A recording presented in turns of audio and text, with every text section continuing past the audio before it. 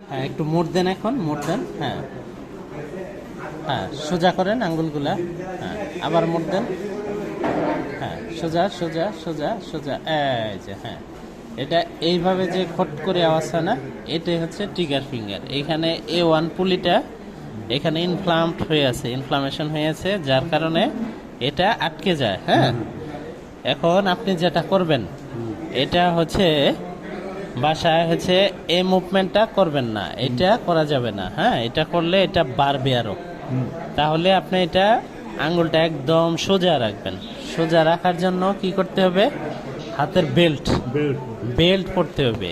আর হচ্ছে বাসায় হালকা কুসুম গরম শেক দিবেন, হালকা কুসুম গরম শেক, অথবা হ্যাঁ বেল্ট খুলে তারপর গরম শেক দিবেন দৈনিক 2 বার, 20 মিনিট করে দৈনিক 2 বার। হ্যাঁ, আর এইখানে আমরা মাসাজ করব। এই যে এখানে যে শক্ত হয়ে আছে না, এই যে দেখেন চাপ দিলে ব্যথা হচ্ছে না, এই ব্যথা হচ্ছে, এটা ধরে আমরা এভাবে ধীরে ধীরে মাসাজ করব। তাহলে আপনার এই ব্যথা বা হাতের আঙ্গুল আটকে যাওয়ার যে সমস্যা, এটা আস্তে আস্তে রিলিফ হবে।